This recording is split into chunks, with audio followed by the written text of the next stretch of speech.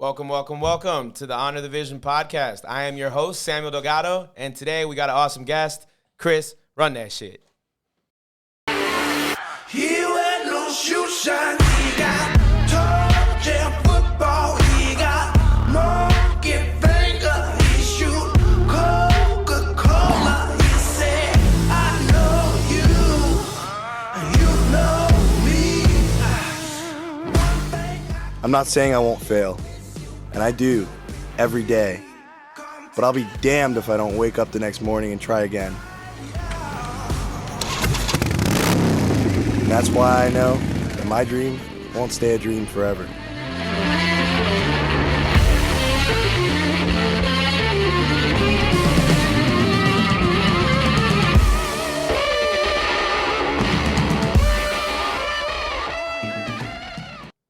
Ladies and gentlemen, my guest, Ty Bakr. Thank What's you going so on, much buddy? for having me, man. I Yeah, appreciate it. I'm really excited to be on the podcast today with you, Sam, and very thankful for Copy and Steal for hosting us here.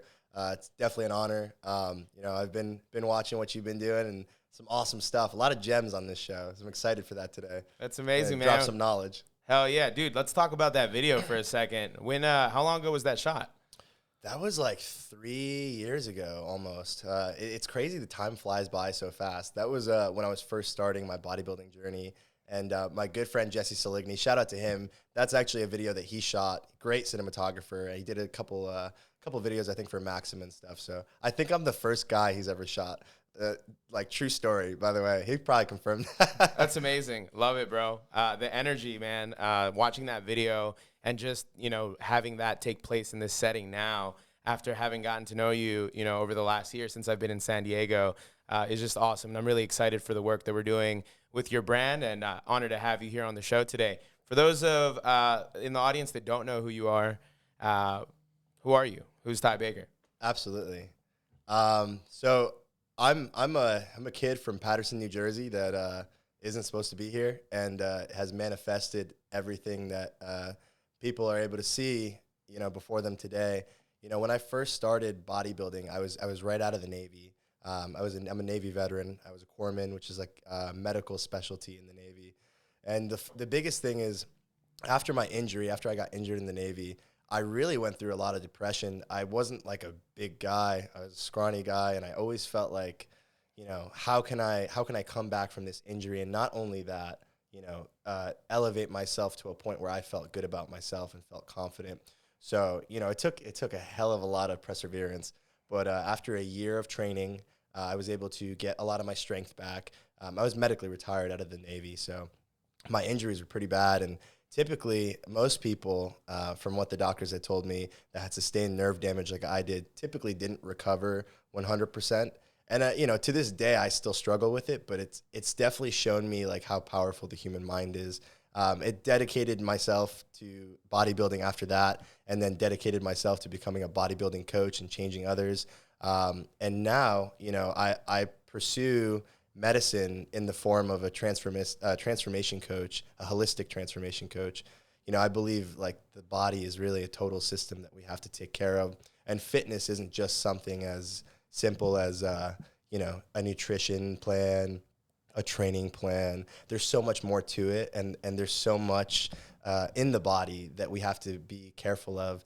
That's why for me, this is like, I get geeked out talking about this. I just love changing people's lives, and that's what I do now. So I'm very grateful for that. That's amazing, man. Thank you so much. I definitely want to unpack, your relationship with medicine, how your time in the military has helped shape the life that you have today. But I think that one of the things that I'm always curious about, specifically because I am an East Coast transplant that came to San Diego, is a little more of that story on how you discovered San Diego and what made you decide to make this your home. Right. So, it always starts with a girl, right, with these types of questions. Yeah, but in my case, I think it's a few. But I think really the biggest thing is when I was in the military, I was stationed here. I chose to come here. Typically in the military, we have a way of selecting kind of like how med school students, they'll match with a residency. Same thing. So typically, people that are higher in their class can choose where they want to go for their duty station. And I had a lot of options. I actually had Naples, Italy in front of me as an option when I was getting ready to choose orders. but I knew something in like my heart. I don't know. You call it the universe, God, Jesus. Something called me. Those all apply here. Yeah, Oprah, all of them. Yeah, I think the biggest thing is I felt like San Diego was there was something calling me here. And it wasn't until I got here did I realize the amount of impact that I would have and how much the city would have on myself and others. So I'm just so happy to be here. If I hadn't come here, I wouldn't have discovered my passion for medicine. I wouldn't have discovered my passion for health and fitness, changing people's lives, making people better. And yeah, I think San Diego is just the type of city where especially, being an East Coast kid, how it's like. We used to shovel snow, take $5 for I do not miss the snow, just so that we're clear on that East Coast family listening. Right. Good no, we don't miss falling on black ice in the morning. That's right. Yeah. Or rain. Driving in the rain. Right. Yeah, I'm getting that one too. But I do miss White Castle. I'll take that. Yeah. But I think for us, we come here and we're like, wow, look at all the possibility. Look at all the opportunity. And it's hard to let something like that, not change you, So every single transplant I've met here has such a motivating and inspiring story. And I think that's just a byproduct of the trials and tribulations that we had to go through to even get here, Wow. Yeah. To make it here, to be alive here, to even be on this podcast. You got to think about how many single things in your life had to sink for you to make it here, and for me to have the opportunity to speak to you. There's this quote that goes, obstacles or challenges, like the way is through them. Right. And so a lot of people spend a lot of energy and a lot of time trying to figure out how to get around. But it sounds like you and I know this. I happen to know this guy very well. We share that in common where, we set things in our sights and we go through them. And I think that is one of the reasons I'm most excited to have you on the show today, to unpack a lot of the mindset and the mental game that's involved with, being in the military, discipline, building, a healthy lifestyle, a healthy practice. And I think that when a lot of people that don't know, Ty is actually my coach. He's my personal trainer. And one of the things that, like when I was Googling and looking and asking people, one of the things that stuck out to me was that, he advocates for a complete mind, body, and spirit change. And so I'm curious, because I've never really asked you this before, in regards to like your approach to medicine and, later finding bodybuilding or in the order that came, how much of this was a part of your life? Like, what was early life Ty like? Were you always pretty were you always like, you could go to the gym and you knew what you were doing, or was that something you discovered here, or was that something that came from military life? Oh man. Yeah, no, I, early on, Ty was not muscular. He didn't know how to go to the gym. I didn't really know how to diet. I didn't know what I was doing when I was a kid. I think the biggest thing is when you come from a place of understanding, there's a bit of empathy. And I think that's something that really got me into the coaching space, is that so many people become coaches, but they haven't had to deal with what a lot of their clients go through. And, I know what it's like to feel like, you're unhappy in your body, to not be happy looking in the mirror, to not wake up thrilled, to not feel like, strong-willed and motivated to just crush your day. And I think that all of those things really like piled up as I was a kid. I didn't really have proper nutrition habits. I came from an Egyptian household, so we love butter. We just slap it on everything, extra rice, extra meat. And, my mother, God bless her soul, she was a great cook, and I can't deny that. Yeah. So I was like skinny fat, actually. And it wasn't until I got out of the military and I started training super hard, and I was training when I was before my injury. And, I had something to prove. That's what it was. It was very, very much of an ego-based, result-driven, let's take that hill, military mindset. And there's nothing wrong with that in that moment. But the biggest thing I can think of is when you try to take that hill constantly, there gets a point where you have no longer any gas, Wow. And I think the biggest thing is like to understand that like it's not just a physical transformation. Most people make that physical transformation and then you see them revert, right? They regress, they come back. And that's because it's really a mental and spiritual change, I think, that happens that really externalizes the manifestation that you see on the physical aspect. So for me, that's always been like what I felt. And it wasn't until I got a couple years in the industry, I knew so much from researching. I go to school right now for sports performance and biomechanics. And that's something that most people are like, what is that? you're like, but it's really how the body moves, and based on, specific torques and forces and angles, and just how to make someone move better, more ideal. So I just realized that, like, wow, you really don't have to spin your wheels. It's almost like we were created to elevate, and it's not something that should be hard. And I realized that so many of my clients in the past were telling me that they were having these same problems that I faced in the beginning, and coaches and, other fitness personalities were telling them to just suck it up, keep moving on, keep pushing. Like, there's almost that, like, toxic masculine aspect of it. And it can even be, a toxic masculine aspect with, like, females too. It's like, I've seen so many females in the past couple months that have become clients of mine, or that have worked with me. And, they're just stressed. They are overworked. Their hormone levels are through the roof, all messed up. They are missing their period, and it's because they're over dieting, overtraining. And I think, like, we've just become in a culture, like, the type of people that are like, more work, less play, let's go hard. That's the cool thing to do. No rest. That's just what we're about. And that's not the American dream, and it never was, It's also not the way to become better. So once I started focusing on the internals, I should say, that's when really, like, my coaching business really took off, because people started to get these transformations that were lifelong, and not so much that it was the physical aspect, but even after they were done, they just felt so happy. They felt so confident. They were able to crush their day-to-day. They were able to do pretty much their jobs in a way that made them more efficient, because they had more confidence, more happiness, and they were just more secure. And really, that just came from doing a lot of the internal work that I really, push in my coaching programs. That's amazing, man. Thank you for sharing, that how you found that love for training. There's some things in there that I didn't really know, especially about early childhood Ty, which I think is always interesting when you sit with someone and you ask these deeper questions, and you're going, below the surface to, like, really, because we're all, a product of where we grew up, a big part of, the brand, and something I was reminded by just even earlier today as I was talking to my dad is, like, where we come from, man. And it has a tremendous impact. It's like, I've always been of the opinion that regardless of the cards you're dealt, like, you can always, figure out, like, how to play those in your favor, if you would. That gives us a really good view about, Ty, the trainer, and the coach that I know. And I definitely want to unpack the bodybuilding aspect of that, because that was something that I looked at and I was like, I don't know if I ever have that aspiration, but I like the fact that you have done that. And I know that it requires an incredible level of discipline beyond what most people do, like, in regards to their health and fitness goals. But I'm curious about the medicine. At what point did that come into your life? Was it, during your time in the military? What really woke that passion for medicine? And what is it that, you hope to someday be able to do with it?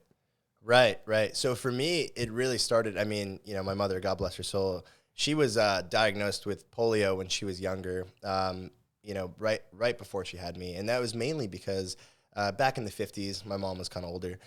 There wasn't as much access to care. I guess that'd be the best way to say it. And typically, like, if you were an underserved population, like, the way my mother was, we are Egyptian, we're also African American, we lived in Paterson, New Jersey, not the greatest place.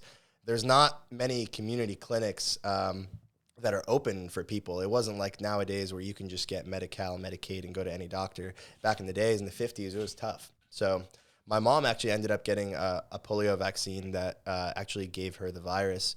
And from there, she actually lost mobility in her legs.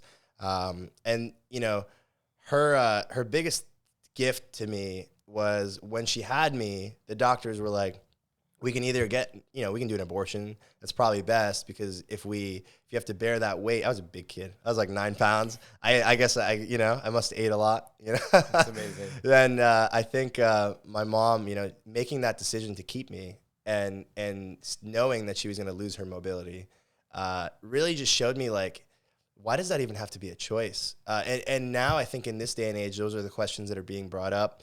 I saw how much she struggled while I was alive, and I had only heard about this because I wasn't born yet. And just even current day, seeing her struggle through the medical system, seeing other people who are underserved populations struggle, I knew that this is like what I wanted to do from when I was a kid. I knew that people shouldn't, like, medical care shouldn't be like an option. It's just, I almost want to roll my eyes because it's just like something that just everyone should have. It should It's just a basic right that everyone's entitled right. It's to. a basic right. Yeah, it's a human right. So, you know, for me, that was what really pushed me to do medicine. And I think that's really like what continues to push me wanting to help these communities that are underserved. And, you know, I think there's not a lot of black men in medicine. I don't think there's a lot of people that are pushing for reform in this way. So for me, like, my dream, I want to open a couple different clinics in the community. So that's why I'm pursuing my degree in medicine right now. It really falls in line with my coaching because for me, I've always been about, you know, a holistic total body system. And, you know, even with my clients now, like, you know, I won't work with someone unless we get blood work done. And that's just for me, being a paramedic, licensed paramedic like I am now, I just know that, like, you know, there's no way I can feel confident in training someone if I don't know what's underlying or what their baseline is, right? So I think, like, medicine just really needs to be in everybody's life, in you know, in an easy, accessible way. We shouldn't have to feel like we, you know, can't go to the doctor, or, you know, my mom put off the polio vaccine for months, you know, because it was so hard to get it back in the 50s. And then when she did get it, you know, it wasn't a good thing for her. Ended up going very wrongly. So I think seeing all that really made me want to help my community and step in. Wow. Bro, I just want to say thank you for embracing that story, your power, sharing that with us in the audience. It's amazing to hear some of those stories you haven't shared with me before. And also, I just want to say you're doing a fucking stellar job of honoring the vision. There's, you know, a brotherhood, a camaraderie of sorts that I'm grateful for that has extended itself beyond the coaching, because there's a firm alignment of honoring our ancestors and, you know, stepping into the best version of ourselves.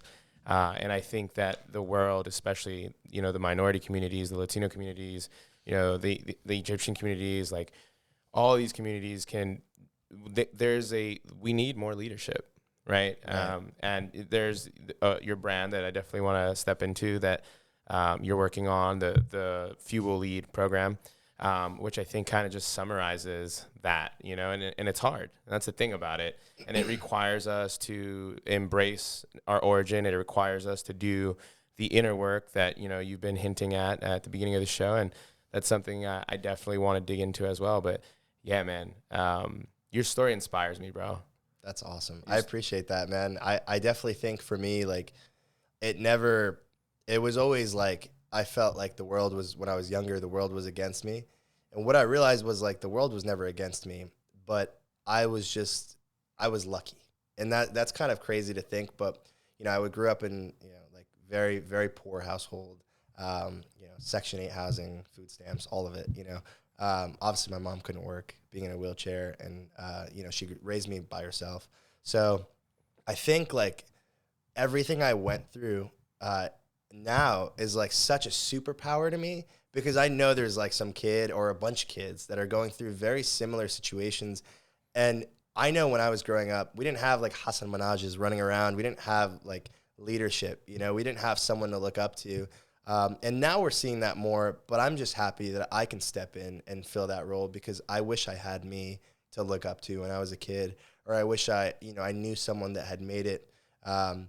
Most people where I grew up from, you know, went to jail or got in trouble. So that was something that my mom didn't want for me. So she put me, who actually moved to, like, a very, very nice town right near Patterson. It's called Wayne. And I ended up moving there. It's like everyone has a BMW, that type of town. And I remember, like, I lived in, like, these, like, poor, like, apartments, and just like the rap songs, like with J. Cole, literally every single block to the right and to the left of me and above, and every house was like $250,000 to $1 million to $2 million. And here I was like, and I didn't see it at the time, so blessed, you know, getting to see what it's like living both sides, playing both sides. And I think that's really where like I learned like, wow, you know, there is need for leadership from people that come from my background. You know, there's a lot of kids right now that are probably sitting in Paterson, New Jersey that probably think they'll never make it out. And I was one of those kids. And here I am living in San Diego, California, you know, running 2 of my businesses, pursuing med school, just living my best life, but only because I'm just doing what the universe has already written for me, you know? I love it. I think we all need to step into that. That's amazing. Something that I think of often as you were speaking is just the element of discipline that has to be present in any of those applications, in, you know, focusing, doing the work. What are some of the, you know, things that, like the life experiences that you've been through that helped carve that discipline? Is that something that was born out of a need for survival at a young age, like you just picked up and like were able to see things through? Is that something that came later in life? Did the military help ingrain that in you? There's a common, you know, there's like a common like, oh, military men are very disciplined and militant. Do you agree with that? And kind of along those lines. So I think that's a very good question. I love that. Thank you, Sam. I think the biggest thing is like sometimes, you know, with the military, you learn a lot of discipline. You know, in boot camp, you're spending about 8 hours a day folding clothes. You have to make your bed every single morning, which is something I've kept, making your bed. That's an amazing habit, by the way. If you don't make your bed, you need to make your bed every single morning. I promise you it's the best way to start your day. It'll make sure that you start your day on the right foot. And then if you have a terrible, shitty day, you come home to a made bed. So that's one of the best things I ever learned from the military. But the discipline in the military and the time didn't really make sense. I was like, why the hell am I fucking folding clothes and making my bed? But what I realized is all of those things are systems. And something you've said is, you know, if it's not by creation or by design, if it's not by design, it's by default, right? You're gonna revert back to your default. And I think the military is really good about that, because I definitely cannot, like I have OCD. If I don't make my bed, I'm like, something's wrong. So the military was kind of like an OS upgrade for you. It was like, yeah, like version 14.1. But yeah, it's crazy because, you know, it's not so much about the discipline that I gained from the military, and it wasn't really a survival thing. I think as I went through life, I started to realize like, wow, you know, they say that certain people have to live through their mistakes, and other people can just watch others live through theirs. So that's what I did. When I was in the military, I was very observant. I was very quiet. They say in the military to be a sponge. That's what I did. I was a sponge. I soaked up information. I watched. I listened. And what I realized is like everybody that was where I wanted to be had a routine, had a system in place. And everybody that wasn't where I want to be did not, you know. And I never was passed down skills on how to be disciplined or how to make your bed, or, you know, my parents, God bless them, they're amazing, but they did come from a scarcity survival mindset. And I think that a lot of, you know, immigrant parents are in that same boat. But one thing you need to remember is like, it's up to you to relearn, you know, whether it's present day, whether it's yesterday, it doesn't matter, but the past is the past. There's no changing that, but you can always relearn. You're not like a creature of your habits. You don't have to be forced to relive the mistakes of generations prior. So I think when I got out of the military, I actually became more disciplined, because it was no longer, okay, I have to be up at 6 a.m. I got to go run. Okay, the accountability was gone. The accountability, it was gone completely. I had nothing. There was no authority figure. There was no like, hey, if you're not here at 8 a.m. and your boots aren't shining, you're going to jail. Yeah. You're going to jail. Yeah. Wow, really? It's that bad? Oh, yeah. You go to the brig. Yeah, you go to jail. Yeah.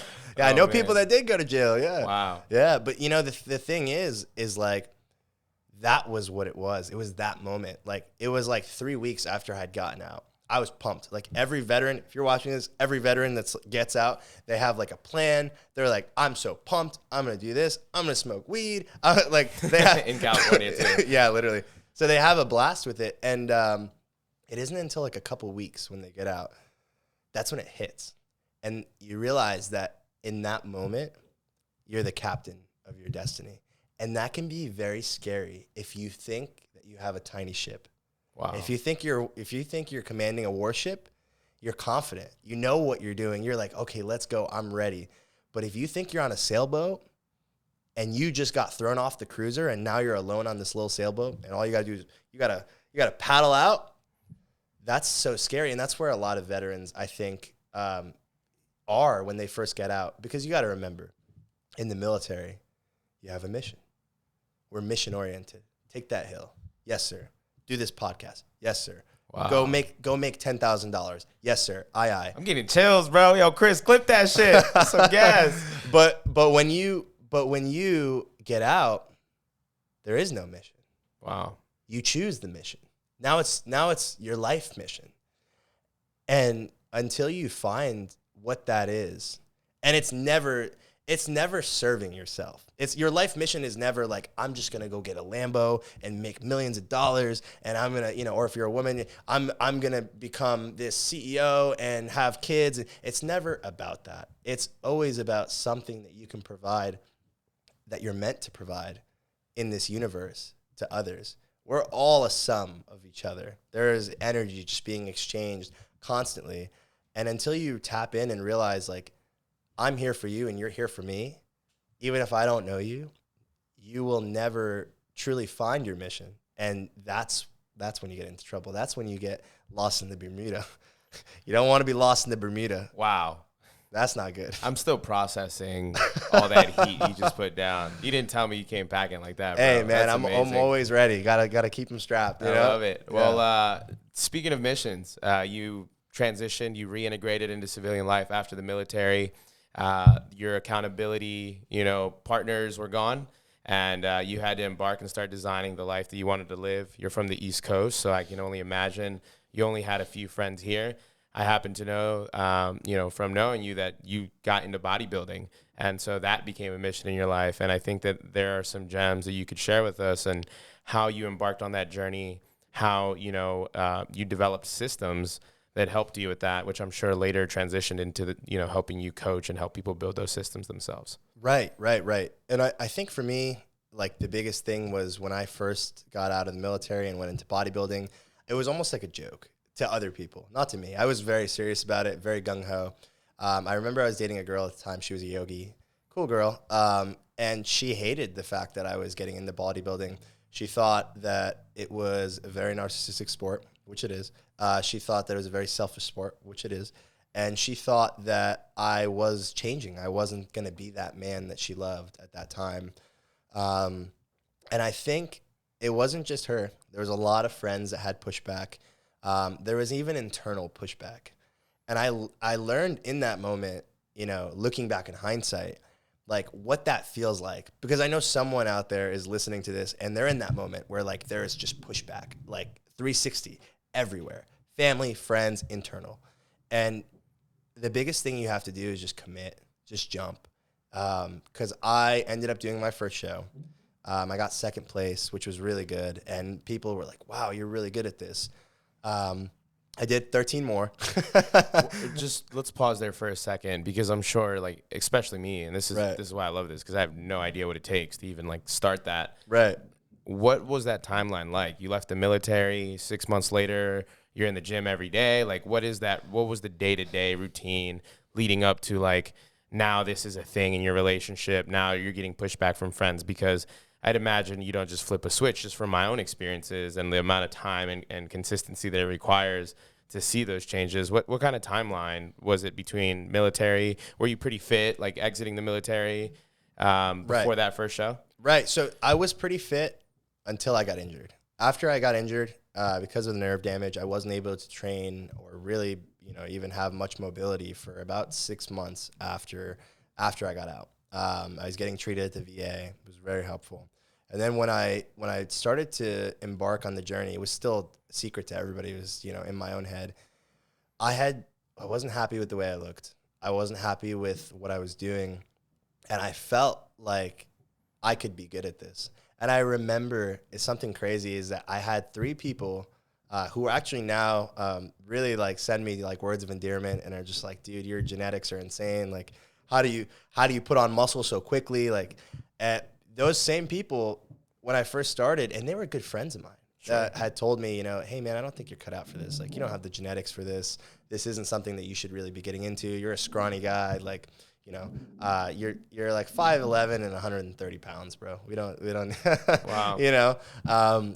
And to jump almost 70 pounds in the past 5 years is pretty crazy. But I think the biggest thing was, it wasn't one day, but it began on one day. I thought about it for months. Like, I'm sure we all think about ideas. Someone's listening to this podcast right now thinking about a great idea, and they're going to sit on it for months.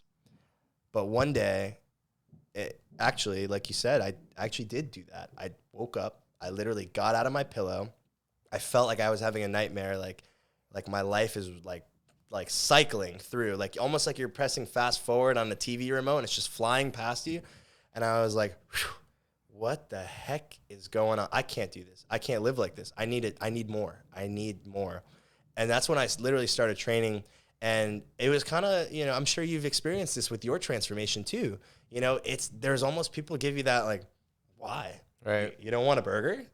Come on, eat the burger. And you're like, no, no. Oh, you're on a diet. Yeah. Like, oh, you're not gonna, like, they almost feel judged because you're trying to eat clean or right. whatever. Because that might offend their ego, know, and their spirit of mediocrity doesn't like the fact that you're trying to elevate yourself. They want to bring you back down because that's just uncomfortable to have a friend that's higher, in whatever aspect. And I think the biggest thing is like, if you choose to make a decision, you just have to go all out. You have to remember, like, what I remembered that day that I woke up was that I was 22, and I was like, dude, I'm going to die. Like, Stoics, Marcus Aurelius, all these people, they spout that all day long. You're going to die, you're going to die, you're going to die. But think about it, like, you will die. I'm very subscribed to the Stoic school. I love philosophy. it. Yeah, we love them. Yeah, we love to see it. So good. And I think that story about Marcus Aurelius really changed me because, that's a story of a young man who was a prince who didn't want to be a king. And he's like, I don't want to be king. I don't want to be king. And after 17 years, on his 18th birthday, the night before, he has a dream. He has a dream of what could happen if he's not king, And for that, it was crazy to me because he had a dream and his people were getting murdered and his kingdom was getting destroyed. And he was just seeing what would happen if he didn't step into his role, if he just like played small, which all of us do, to appease to some other people. And we can't play small, we have to step in. He ended up becoming king, after that. And I think that's a crazy story to think about, like, not wanting to step in. Because how many times in your life have you just taken a step back and been like, maybe I sat should. on the edge. Right. Sitting on the sidelines. Yeah. Right. We got to be players. Sometimes we have to play ball and we have to get in, and we're not here forever. Most people listening to this podcast have less than 60 years to go. That's not a lot of time. If they're making the right choices. Right. And think about that. Like, if you only have 60 years, I'm like, man, I got to go live right now. Like, yeah, I got to go. I want to crush my dreams. I want to leave something here. I want to build. And you can't do that sitting on the sidelines. You never will. You're only going to be a fan. I relate to this on such a large level just because of the immediate psychological changes that have happened in just the way that I approach everything. The direct correlation between eating better, going to the gym, gaining confidence in what I'm doing at the gym, which is like a very rewarding experience when you know what you're doing at the gym and you can target and isolate the different body groups or muscle groups, and that translates into a confidence in all areas of your life, where even, when I'm doing creative work, like now I have more, creative fuel to pull from, and I'm able to see things through that would normally, be something that I'd have to like push through and I'd feel a lot of resistance with. There was a moment when you were just sharing that story where I wanted to pull us back to what I would call like the trigger moment. So something that you said was like, there's that moment in life where like life's just going by, right? And it's just like, and then you slow down. That's something that I realized when I got to California that like really changed for me. Up until that point on the East Coast, I was in this like hustle, like I gotta do it. I gotta, it's gotta happen Right. by the time Do the I'm damn 25. thing. Right. Like I gotta go. Like I'm seeing all these things pop off around me. Just naturally, you know, being good in conversation and surrounding myself around the right people that gave me this like first person view of these things that were happening and like the success that was, you know, being handed out. And then you throw social media on, you know, on top of that. For you and I both, Right. we grew up with the increasing exposure of, like you mentioned, a lot of these influencers and some of these like models, you know, for the minorities. But back then, like that wasn't common. You wouldn't see that. No. And as I've seen that increase, what I've realized, and I shared something about this on my story today, Gary Vee posted something. He's like, if you want to make it, you got to slow down. Right. Like you can't go fast. And there's the whole like idea of if you want to go fast or if you want to go far, you know, or like, how does it go? It goes, if you want to go far, like you need to slow down. I'm butchering this quote, but the point here, Right. and thank you for being so kind to whatever's going on. The idea here is that like we have to slow down in order to like calibrate. Oh, so coming back to that trigger moment, when you made that decision, you had accepted this mission, you started designing this, I wouldn't even say exit, but it was like an evolution. Right. It was, and a lot of the times I like to see life in a way of phases. So like you were phasing out of military life and into this next phase, and you had sustained this injury. And so there was this mental obstacle that you had to go through. And bodybuilding was the way that you did that. And so would you agree that there's a moment there where like things slow down and from that moment you're more in tune and more present? Absolutely. As you embark on that mission? Absolutely. Yeah, absolutely. I think when you like get to that point, that trigger moment like you talked about, there is just no doubt in your brain. Like, you know, Drake posted something the other day where he said this, and this was like 2009 Drake, you know, like baby tell me so, that Drake, you know what I mean? And and he was talking about, he just woke up and he was like, nah, I'm done playing. This is my time. I'm done. I don't care. And he's kept that same energy. He's 32 now. He's kept that energy for longer than 10 years, you know? And when you think about that, you know, someone who's been on it for 13 years now, you have to just stop playing small. You have to realize that someone needs to hear what you're saying. Someone needs to see what you're doing. Someone needs to feel the mountains that you're moving in your community or in the universe or in the world, depending on how scalable whatever you're doing is. But we can't be in a point of scarcity. You know, we can't just be like, if I do, this may happen. We always have to just jump because you never know what's going to be around the corner. You might be facing a lot of trials and tribulations, but one right move just puts you in that spot where you need to be. And I think that is something that we all will go through. I hope that most of us can recognize that moment and act on it, because opportunities don't typically come twice in life. I love that, man. That's so powerful. I got a little distracted, and I want to bring us back because I feel like there is some gems there in that journey as a bodybuilder. You pulled the trigger. You committed to this lifestyle. You started to feel and see a shift. I like to think sometimes when we commit to decisions that like the universe, God, whatever have you, pulls things away from us in order to give us the space in the room to go towards maybe where we were destined or what we're attracting, what we're working towards. What was the rest of that journey like for you after that first show and you went on to compete in these 13 other shows? You know, it was tough, man. So me and that girl broke up like right after that first show. She was not about it. She ended up coming back, but that's a story for another day. But I ended up going through a very lonely journey. I learned to be alone, you know, and I also faced a lot of ego. That's the truth. A lot of ego, a lot of resistance, a lot of inner resistance. I felt like I was the kid, and I was the kid that, you know, was picked on and wasn't, you know, really like complimented. I wasn't really the kid that was getting a lot of attention. I wasn't really like the most popular kid. I knew everybody, but I was always different.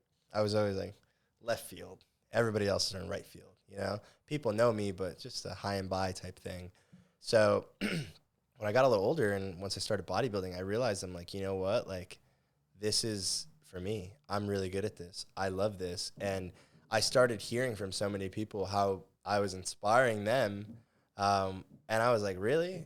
I'm just like, I'm inspiring myself. I'm doing this for me. I'm glad I'm able to do that for you, but I'm just the kid that, like, I'm not even supposed to be here. And I'm just trying to prove that I deserve to eat here. I deserve a seat at this table. I was born into this world just like everybody else, and I deserve to be here. I won't let anybody tell me that I'm not worthy or I'm not capable. And that was the mindset that I had, which of course had a lot of ego. And I think. And you were how old at this point? I was 22. Yeah. So and I could say, because I can still remember the 22. Like there's 21, 22, 23. You know, those years are, I feel like, especially like, you know, when you've gone through experiences, those are years of discovery. Those are years where, like, you probably were realizing as, you know, you went through that relationship and that cutaway because your eyes were locked on this goal. Right. Like, oh wow, like there are things mentally that I could also address and start, you know, improving or building upon. Totally. Yeah. Yeah. So, I mean, after that, I went on to do like 12 more shows. I was, you know, pretty much single most of the time. I was doing those competitions, and even to this day. And that's just like, I really had a problem with codependency. That's just like from my family background, you know, in North African culture, it's very family oriented. It's very like friend oriented. There is no like alone time. There's no alone time. You know, you don't get privacy. So I just, for me, like I was like really learning how to be alone, learning how to be happy, learning how to water my own garden, how to fill up my own cup. I didn't know what self-care was. I didn't know what journaling was. I never read a book. I think except for Green Eggs and Ham, like, but like, you know, so I didn't really know what I was doing. You're not being serious, right? I'm super serious. No books at all, early childhood? Dude, I literally cliff noted everything through high school to pass. I didn't give a flying fuck. Yeah, that's the truth.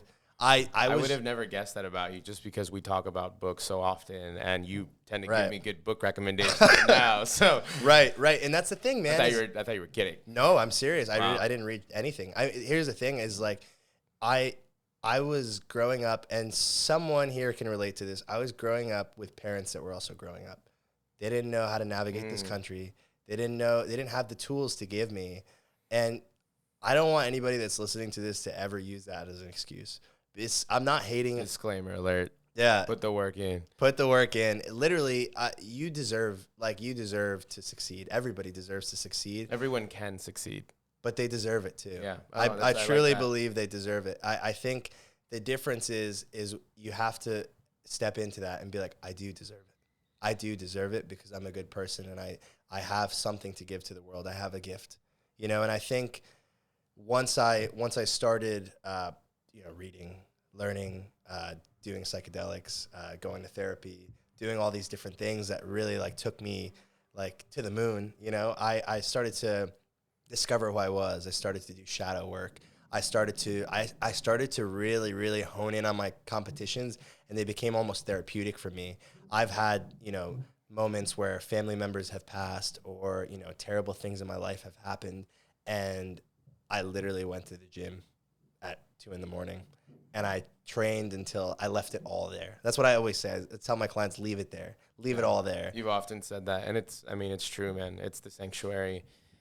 When I first started training with you, I remember being in a place where like I was still integrating to being from the East Coast and being in a new place and being alone, which I think is such a great topic that you brought up, because I don't think that we normalize being alone. Right. And I think that like we live in a society that's always like in this state of FOMO, where like you're like, oh, I should be at the party, I should be seen, I should go network.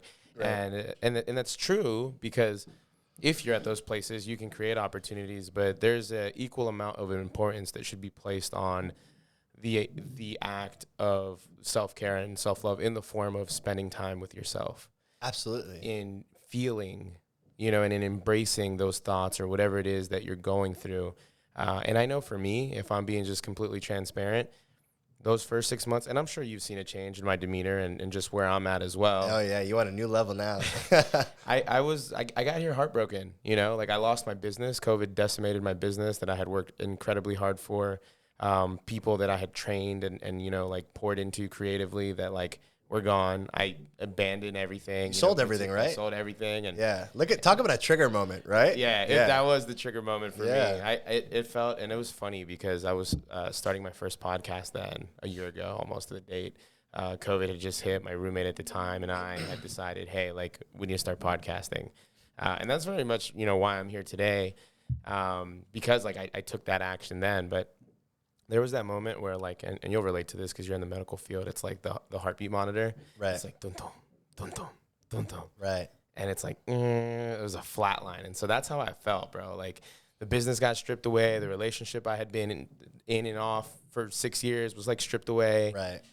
Then like the distractions essentially that I had, COVID stripped those away too, in the form of, you know, good or bad friendships, whatever you want to call them. Right. Everything being closed. Because there was this like isolation that COVID brought, you know, onto us.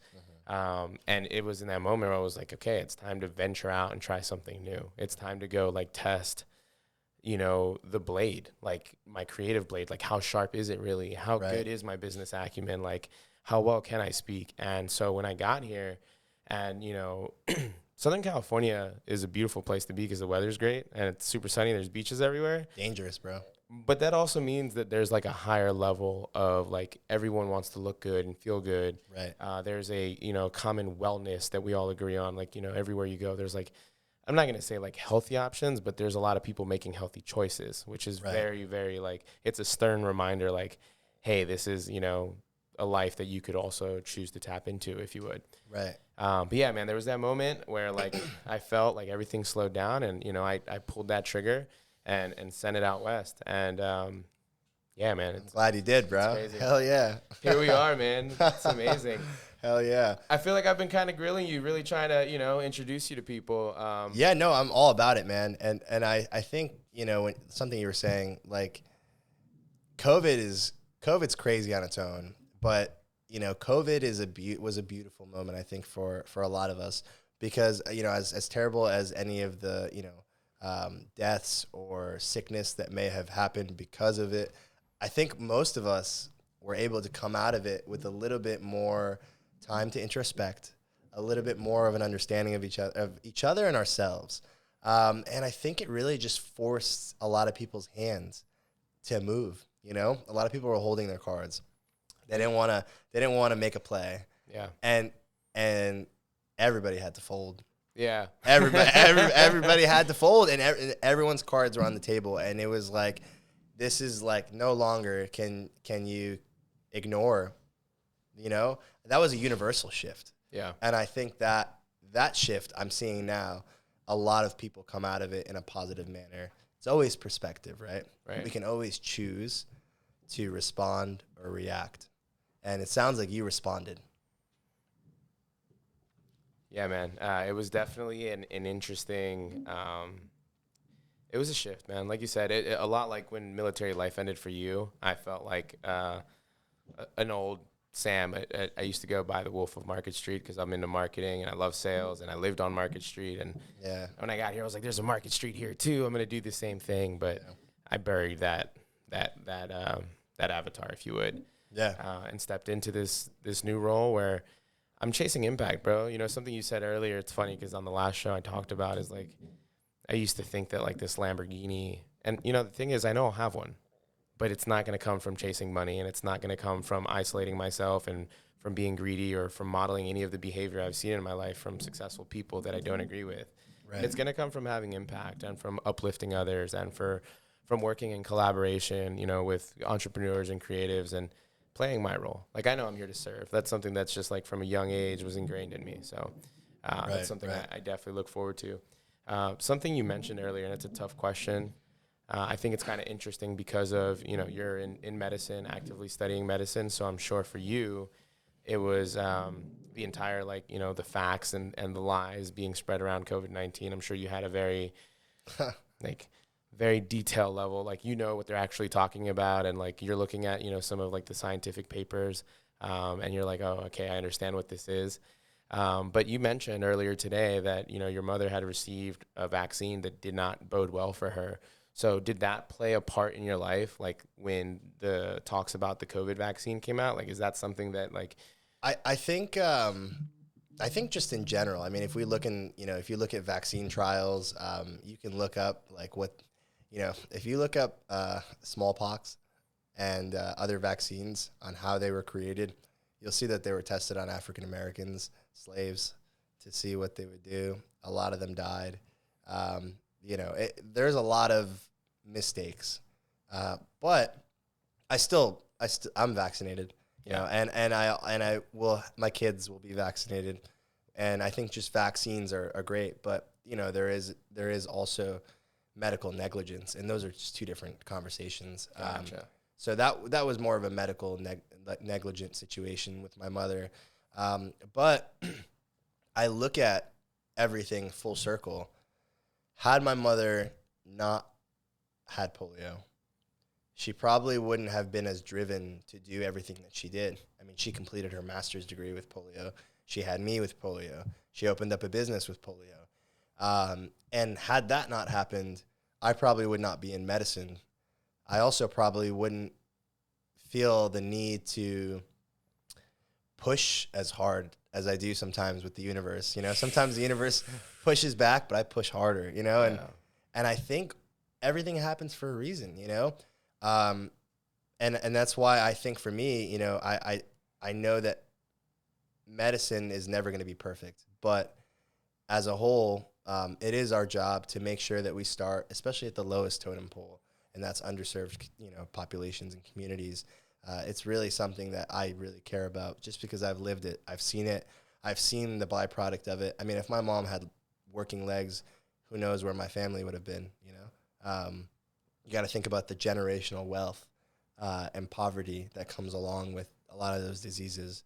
You know, I had to work when I was like 14 years old under the table because, you know, who else is going to make money, you know? Right. And I think... you said you grew up in like just with your mom, right? Just me and her. Yeah, so we lived in like in a small apartment. We moved into a 2-bedroom when I got a little older, but we had a 1-bedroom for the longest time. And to see like... because I walked to school. I was really close to my middle school and high school.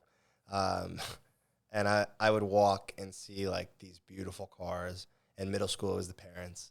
But then in high school, it was the same cars, but it was just the kids, you know? And to see like Mercedes, like BMWs, Range Rovers, like, and for me to walk back and then see my mom, like, you know, really caring about $20 because that's all we had. You know, and makes the difference, and really trying to make that work for the week. I've been there, man. It's awesome. I'm so grateful for it. Like I would not have it any other way. It's fuel for the fire. The fire's lit, bro. Yeah. So I love it. I was originally planning on asking you what your why was, but I think that we all have a very strong notion absolutely of what powers you up. Before I move to, you know, some of like the book and podcast recommendations that I like to ask guests on the show, are there any things that, you know, you'd want to ask me since we're here in this space right now? Yeah, you know what? Let's do something for the people that are kind of wondering, because you know you've lost like 40 pounds now, and you look phenomenal. Not like, what I thought you were gonna say. you look phenomenal, and I mean you're it's not just like your physique, but also like who you've become and who I've been blessed to watch you become is just, you know, beautiful and inspiring in itself. What would you say would be like your best advice to someone going through that shift as well? Well, there's a few. Let's hear it. There is a moment, and we're just going to call it the trigger moment. I think that might even be the theme of the show today. There were some other ones that I liked, but there comes a moment where you have to decide. And I know it sounds cliche, but if you've tried, then you know what I'm talking about. You've grasped at the threads of that moment. You've toyed with it. You've teetered on the edge, right? Right. There's a moment where you have to decide how much you actually respect yourself. And that's it. And I don't mean this in like a judgmental way, but like I know for me, like, and I can't even take credit for this because I recall a conversation we had where I literally took a Sharpie and it's on my wall. Oh yeah, the 3 rules. The 3 rules. You know what I mean? And since that day, like everything has changed because I recognized, you know, I was very like, I like to think I'm very coachable. That's just a self-proclaimed title, but I've always been a sponge, you know, in all the different environments I've been in. And it was easy for me, and I'll get back to this question, but I think it's good to give the context. I've always like, you know, like people leave clues, right? Successful people leave clues, right? People that have good workflow leave clues.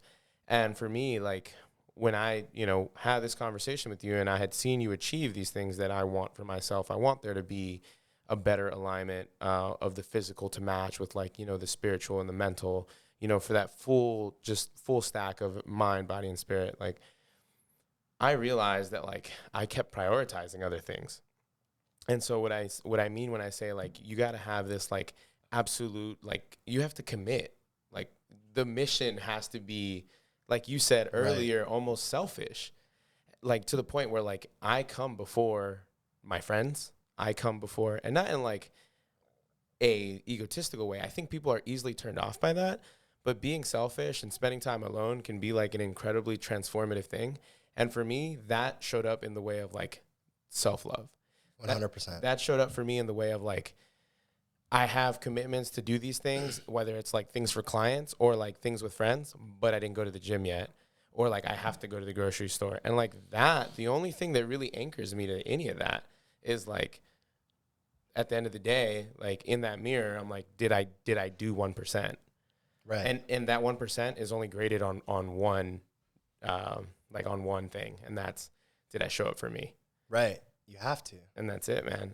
That's it. Like, and I think that even in some of our friends that, you know, are embarking on this journey, and, you know, and the clients that you coach that I've met when I've filmed B-roll for you and stuff, like they're of the same persuasion, man. Like they're great people. If anything, they show up for the people in their lives more. Exactly. Because they choose themselves first. I was actually just going to touch on that, you know, and that's something that you had just said, and like it is selfish in a way to choose yourself, but think of it this way, right? When you pour into your cup, and we've heard that, you're able to pour into others. If you don't choose yourself, you'll never have anything to give. You need to be able to put yourself in a position where you can give and lead, and be confident in your ability to do so. Most people are giving from an empty cup. And when you give from an empty cup, eventually you start to get resentment. And more than resentment, nothing pours out. Yeah. It's empty. It's dry. The garden dies, you know? And I think to understand is to water your garden so that others may eat that fruit. All that talk of water, I was like, yeah, I know, right? yeah, man. Wow. That was not the way I saw it going, but I think it was the way that it had to go, 100%. Right. I want to close out with talking about, you know, like what's a book you're reading or a book you'd recommend, you know, listeners out there that has brought incredible value to your life, and a podcast recommendation that's definitely been lighting up your day to day. Yeah. So if you don't like the Honor the Vision podcast, that's one of my favorite ones. But besides that, honestly, I really start my day every single morning and end my night. I've never said this to anybody. Okay. But I start my day and I end my night every single morning with 2 podcasts. The Mindset Mentor, shout out to Rob Dial. And also, he's a really good friend of mine, super cool guy. Follow him on Instagram, follow each other. Yeah, I've had a few conversations with him. Wow. And the other one is... There's no free promo here, bro. I know. We'll have to mute that out. And the Wake Up, Wind Down podcast by Niall Breslin. That one's amazing. He puts out 2 podcasts, one in the morning, one at night, and they're just meditations. Oh. And he has a super soft English voice. Okay. And yeah, I love it. Like some Benjamin type shit. What's that one called? Wake Up, Wind Down. Okay, and cool. There's literally every single morning at 4 a.m., there's one in the morning, and then every single night by 7 p.m., there's one at night. And they help me set the tone for the day, because being an entrepreneur who runs 2 businesses and is pursuing med school, I have a dog and a cat, you know. By the way, my cat's cute as hell. But I have a crazy life. You're gonna have to follow Ty on Instagram. You're gonna have to see. But I'm not lying. It's a sphinx. So I have such a crazy life that often I wake up and I have to kind of ground myself and remember that, okay, like today is about me. I'm up. I'm here in the universe to pursue something and to accomplish something today. And that's what this is going to be. Listening to that podcast is my way of meditating because I put it on while I meditate. And it's just a soft voice with like music in the background. And most of it's music. Like 70% of it's mainly just music at the end. But it allows me to realize like no matter what, like my house could be on fire, but like it's all here. Like it's your way of coming back to yourself. The shock, the anxiety, the scare, that feeling you feel in the morning when you're just waking up and your phone has 7 new messages and your Instagram's blown up and you have 50 emails. You have to take yourself first and you have to step back. So that's something I love. And a book that I really love, I love Napoleon Hill. He's great. One of my favorites for personal development. And I actually really like his 17 rules for personal development. It's not a book that many people have read. Most people will read his. I actually haven't read that one. It's great. Wow. Yeah, it's great. Really great book. And for me, it's amazing because it's a step-by-step guide on how, not so much what, but how. And one of my favorite things that he says, chapter 11, I want to say it is choosing to have a good day and also choosing to respond to the day with discipline. So this happens, you wake up, you have a really rough day, and you're like super stressed out. Everybody is demanding from you. They're demanding from your cup. They're like, I need you to do this, I need you to do that. Work, school, girlfriend, boyfriend, all of it. But if you can step back and think with discipline, like, what do I actually need? Maybe I need to go wash my face and do my skincare routine because that's what's important to me and I have to live with this body. Or maybe I have to go have a cup of tea and give myself 15 minutes. Or maybe I have to just take 20 minutes and journal and just write about how I'm feeling and just sit with my emotions. Those things for some people sound crazy, but you have to give yourself the time. It's so important to put yourself first so that you can attack the day and pour into others and serve the world at your best self, That's amazing, man. You got a copy of that book? Yeah, I do actually. I'm Absolutely. Yeah. Nice. Going right here, actually. It's amazing.